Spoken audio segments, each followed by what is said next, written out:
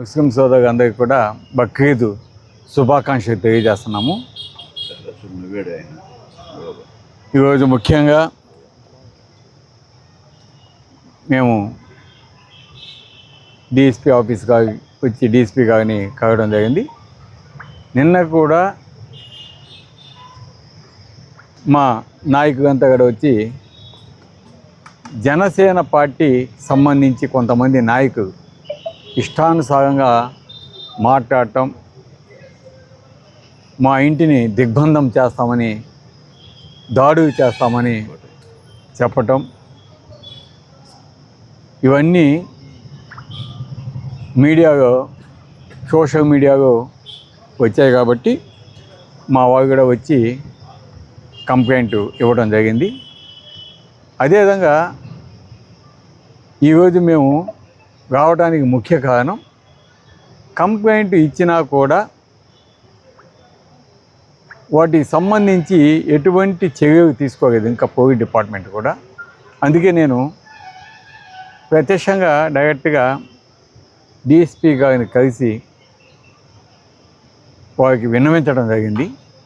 ఎందుకంటే fake audio release చేసే సంస్కృతి ఈరోజు కావలి నియోజకవర్గంలో చాలా ఎక్కువగా ఉంది. వాటిని అరికట్టకపోతే దాని వలన పరిమాణాలు చాలా దూరంగా పోయే పరిస్థితి ఉంది. కాబట్టి వాటిని నిర్వహించాలి. లేదంటే ఈరోజు ఒక ఎగ్జాంపుల్, జనసేన కొంతమంది చోటా నాయకులు ఏ విధంగా మాట్లాడారో, వాళ్ళ ఉనికి కోసం మాట్లాడుతున్నారా లేకుంటే దేనికి మాట్లాడుతున్నారో అర్థం కావటం లేదు. ఒక ఆడియోని ఎడిటింగ్ చేసి నేనేదో పవన్ కళ్యాణ్ గారిని, అదేవిధంగా నాకు రాజకీయంగా ఎమ్మెల్యేగా పోటీ చేసేదానికి అవకాశం ఇచ్చిన మా చిరంజీవి, ఎందుకంటే చిరంజీవి గారికి ఎప్పుడు నేను గౌరవం ఇస్తూ ఉంటాను. ఈవెన్ ఇప్పుడు కూడా నాతోటి ఎక్కడ కనిపించినా కూడా చాలా గౌరవంగా నన్ను ఆప్యాయంగా పిలుస్తాడు. అఫ్కోర్స్ పవన్ కళ్యాణ్ గారితో నాకు పరిచయం లేదు, ఎందుకంటే ఎక్కువ నేను ఎక్కడ మీట్ అయింది కూడా లేదు పవన్ కళ్యాణ్ గారిని. ఏదో 1-2 సార్లు అక్కడ మన ఆఫీసులో అప్పుడు ప్రజారాజ్యంలో ఉన్నప్పుడు చూడటమే తప్ప డైరెక్ట్గా నేను మాట్లాడింది కూడా లేదు. నాకు ఏదైనా ఉంటే చిరంజీవి గారితో నేను అంతకుముందు మాట్లాడటం జరిగింది తప్ప, ఆ తర్వాత కొన్నిసార్లు కొన్ని సందర్భాలు, ఎందుకంటే మా వైఎస్ఆర్ కాంగ్రెస్ పార్టీ ఆఫీస్కి వచ్చిన సందర్భంగా కూడా నేను మాట్లాడటం జరిగింది. ఆయన తన ఆప్యాయంగా పరిగణించడం కూడా జరిగింది. ఆయన మీద మాకు ఒక సపరేటు గౌరవము, ఎందుకంటే మాకు రాజకీయంగా ఆ రోజు ప్రజారాజ్యంగా నన్ను పోటీ చేయడానికి నాకు అవకాశం ఇచ్చింది ఆయన.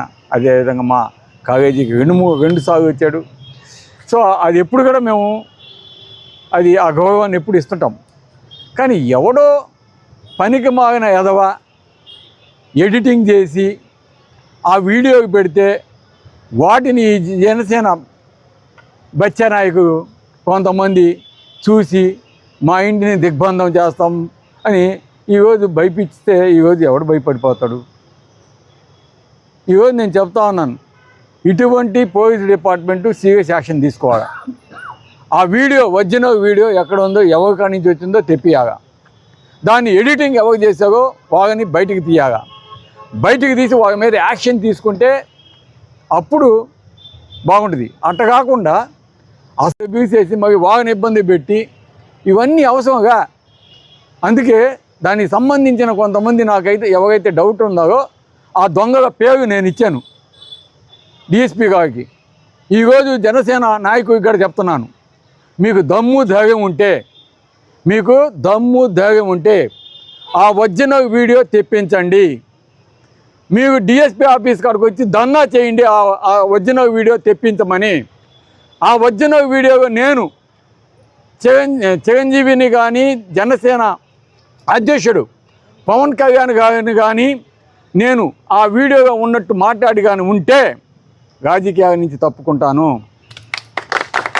వాడిని తిట్టినట్టుంటే రాజకీయాన్ని తప్పుకుంటాను. అది తెప్పించి మీకు ప్రూవ్ చేసే ధైర్యం దమ్ము ఇప్పుడు మాట్లాడే కదా నా మీద ఆ బచ్చా నాయకుడు వచ్చి మీకు దమ్ము ఉంటే వచ్చి ఎడచేయండి.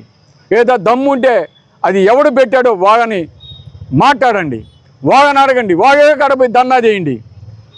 అంతేగాని మా ఇంటి కాడకు వచ్చి ధర్నా చేస్తుంటే నేను చెప్తున్నా, ఇప్పటికీ చెప్తున్నా, మీరు టైం చెప్పండి ఎప్పుడు వస్తాగో.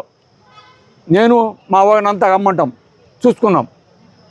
నెల్లూరు నుంచి వస్తాగో, కావలి నుంచి వస్తాగో, వచ్చే పని అయితే రండి, చెప్పండి. పలానా టైంకి వస్తాను మగవాళ్ళు అయితే చెప్పండి, మా వాళ్ళు కూడా వస్తావు, చూసుకుందాం. అంతేగాని మీ ఉడత ఊపుగకి ఈడెవడు భయపడేది కాదు. ఇట్టా ఫేక్ డాక్యుమెంట్స్, ఫేక్ వీడియోసు, అదే మార్ఫింగ్ వీడియోసు పెట్టే వాళ్ళని అంతు చూడండి. మీరు డిపార్ట్మెంట్ కూడా వాళ్ళ మీద కాన్సన్ట్రేషన్ చేసి మగా ఇటువంటి జరగకుండా యాక్షన్ తీసుకోవాలని కోరుతున్నాను. ఆ జనసేన బచ్చా నాయకుడు ఎవడైతే ఉన్నాడో వాళ్ళు కూడా మీకు వీడియో కూడా ఎడిటింగ్ చేశాగా, మార్ఫింగ్ చేశాగా, అది తెలియని బుద్ధిసాగి మీరు.